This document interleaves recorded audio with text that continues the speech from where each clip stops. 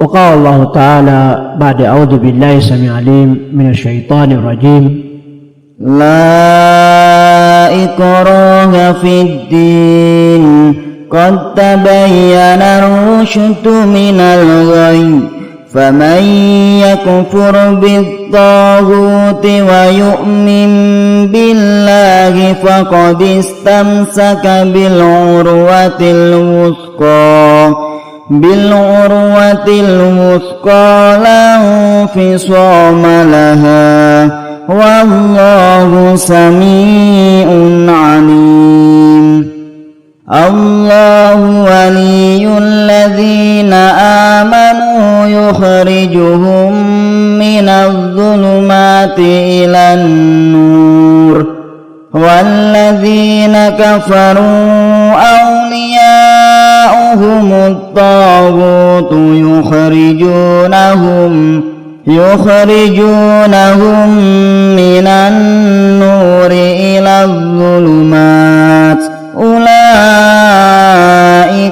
أصحاب النار هم فيها خالدون. Allah Subhanahu wa Ta'ala berfirman, tidak ada paksaan dalam menganut agama Islam. Sesungguhnya telah jelas perbedaan antara jalan yang benar dengan jalan yang sesat. Barang siapa ingkar kepada Tauhid dan beriman kepada Allah, maka sungguh dia telah berpegang teguh pada tali yang sangat kuat yang tidak akan putus. Allah Maha mendengar, Maha mengetahui. Allah pelindung orang yang beriman. Dia mengeluarkan mereka dari kegelapan kepada cahaya iman. Dan orang-orang yang kafir, pelindung-pelindungnya adalah setan yang mengeluarkan mereka dari cahaya kepada kegelapan. Mereka adalah penghuni neraka, mereka kekal di dalamnya. Quran Surat Al-Baqarah 256 dan 257. An Abi Hurairah radhiyallahu anhu anna Rasulullah sallallahu alaihi wasallam qala Allah tabaraka wa ta'ala ana aghna syuraka 'anil syirki man amila amalan asyraka fihi ma'i ghairi taraktuhu wa syirkahu rawahu Muslim. Dari Abu Hurairah radhiyallahu an bahwa Rasulullah sallallahu alaihi wasallam bersabda, Allah tabaraka wa ta'ala berfirman, aku adalah zat yang paling tidak membutuhkan sekutu. Barang siapa melakukan amalan lalu ia menyekutukanku pada amalan tersebut dengan selainku, maka aku tinggalkan amalannya dan sekutunya. Hadis riwayat Imam Muslim. وقال الله تعالى فقد استمسك بالعروة الوثقى لا انفصام لها. وقال مجاهد عروة الوثقى yakni al-iman. Allah Subhanahu wa Ta'ala berfirman, barang siapa berpegang teguh kepada buhul tali yang amat kuat. Mujahid berkata, yakni iman. Wa qala Suddi huwa Islam. Wa qala Sa'id bin Jubair wa Dhahaqa yakni la ilaha illallah. Wa an Anis bin Malik arwathul wuthqa wa huwa Quran. Dan Suddi berkata adalah Islam. Sa'id bin Jubair dan Dahak berkata, yaitu la ilaha illallah, tiada Rob yang berhak disembah kecuali Allah. Dan Anas bin Malik berkata, dan bughul tali yang amat kuat adalah Al-Quran. Waqala Allah Ta'ala ba'da a'udzu billahi samii'il 'aliim minasyaitonir rajiim. وَلَقَدْ بَعَثْنَا فِي كُلِّ أُمَّةٍ رَسُولًا أَنِ اعْبُدُوا اللَّهَ وَاجْتَنِبُوا الطَّاغُوتَ فَمِنْهُمْ مَنْ هَدَى اللَّهُ وَمِنْهُمْ مَنْ حَقَّتْ عَلَيْهِ الضَّلَالَةُ فَسِيرُوا فِي الْأَرْضِ فَانظُرُوا كَيْفَ كَانَ عَاقِبَةُ الْمُكَذِّبِينَ. Allah Subhanahu wa Ta'ala berfirman, dan sungguh kami telah mengutus seorang Rasul untuk setiap umat untuk menyerukan, sembahlah Allah dan jauhilah Tauhid. Kemudian di antara mereka ada yang diberi petunjuk oleh Allah dan ada pula yang tetap dalam kesesatan. Maka berjalanlah kamu di bumi dan perhatikanlah bagaimana kesudahan orang yang mendustakan Rasul-Rasul. Quran Surat An-Nahl ayat 36. Mu'ad bin Jabal radhiyallahu anhu menuturkan, kuntu radifan Nabi sallallahu alaihi wasallam ala himarin, faqala li ya Mu'ad, atadri ma haqqullah 'alal ibad wa ma haqqul ibad 'ala Allah? Qultu Allahu wa rasuluhu a'lamu. Qal haqqullah 'alal ibad ay ya'buduhu wa la yusyriku bihi syai'an, wa haqqul ibad 'ala Allah alla yu'adziba man la yusyriku bihi syai'an. Qultu ya Rasulullah afala ubashirun nas? Qala la tubashirhum fayattakilu. Akhrajahu fis sahihain. Mu'adz bin Jabal radhiyallahu an menuturkan, aku pernah diboncengkan Nabi sallallahu alaihi wasallam di atas seekor keledai.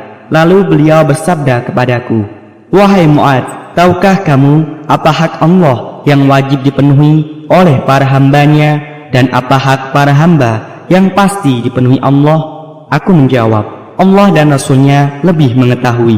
Beliau pun bersabda, hak Allah yang wajib dipenuhi oleh para hambanya ialah supaya mereka beribadah kepadanya saja dan tidak berbuat syirik sedikit pun kepadanya. Sedangkan hak para hamba yang pasti dipenuhi Allah adalah bahwa Allah tidak akan menyiksa orang yang tidak berbuat syirik sedikit pun kepadanya.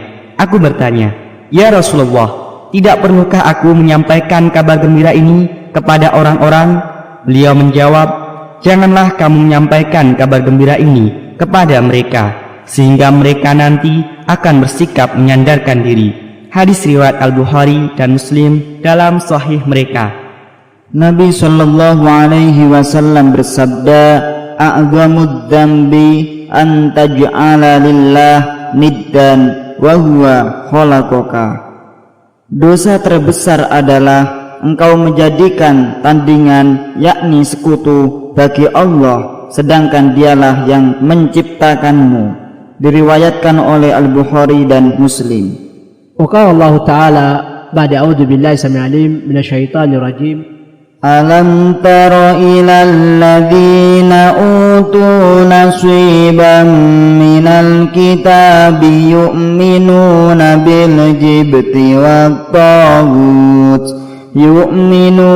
بالجبت والطاغوت ويقولون للذين كفروا هؤلاء أهدى من الذين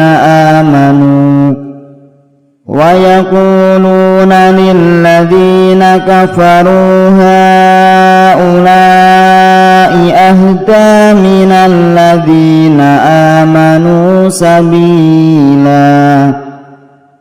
Allah subhanahu wa ta'ala berfirman, tidakkah engkau memperhatikan orang-orang yang diberi bagian dari kitab Taurat?